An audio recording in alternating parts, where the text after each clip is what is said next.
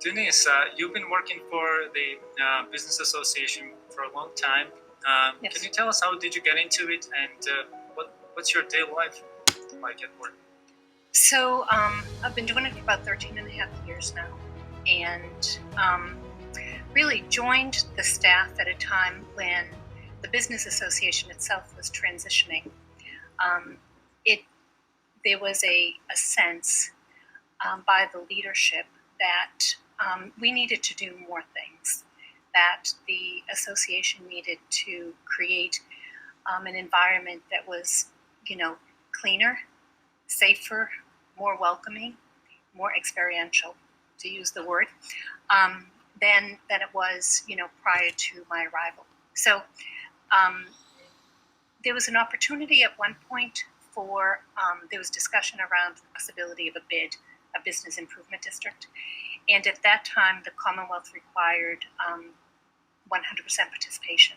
Oh. And so it has since changed, but at that time, rather than those business people walking away from the possibility of a bid, they created an informal bid within the association. So we have been actively involved in creating a much more vibrant Harvard Square than there was before. So now you see beautiful flowers on the lampposts. You see, banners, decorations, lighting.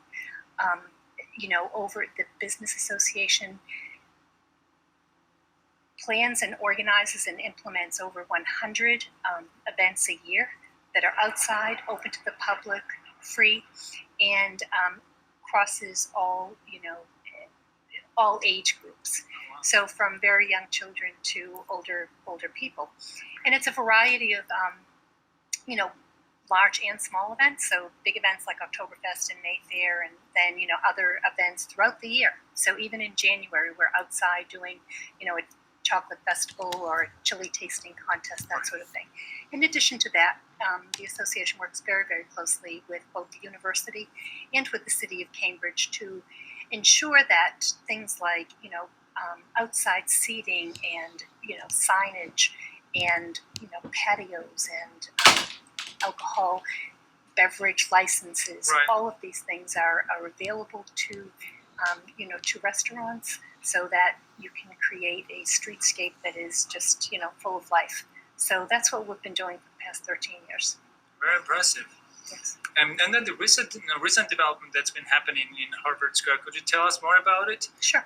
It shows that, one of the signs says Regency Centers has bought the area, or... Sure. So what happened really is about 100 years ago, there was a family or a family trust called the Dow Stearns Family Trust that acquired 5 buildings. Oh. So, here we are 100 years later. It was in the 4th generation, and the 4th generation was pretty far removed from, the original owners. Right. And not long ago, they sold 3 buildings to Equity One, which then became part of the portfolio of Regency Centers. And then across the street, 2 more buildings that were purchased by Astra. And, they're both sort of outside real estate investment trust kind of companies. And, as a tenant in one of the buildings that, is owned by Regency Centers, I can attest that, the couple of things.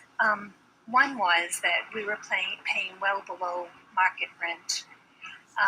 And the condition of the office was left a lot to be desired. So, systems were breaking down, the air conditioning, heating, there was lead paint, rodent issues, lots of issues with the building. And when they were acquired, with all 5 buildings, when they were acquired, it became clear that they needed to be restored. And, frankly, with the Curious George piece, Regency was certainly willing to work with the owner of the previous owner of Curious George, to ensure that they could stay within the site for the duration of the restoration project. Yeah, it was. That was all laid out for me to. Yeah, right. But the Regency definitely, had was was looking out for the Curious Church, so I wanted it to be able to be viable in that space. Right. So there's been lots of give and take in the community. Right. They have certainly entered at a time when, by the way, lots of other projects were going on or are going on. So the city of Cambridge is doing some work down on Elliott Street and Right. Bennett Street. You might have noticed that. And there's other work going on at the MBTA station where there's the new elevator coming in. So there's construction going on there. And we actually advocated some 7 years ago for the restoration of the structure that is the out-of-town news kiosk.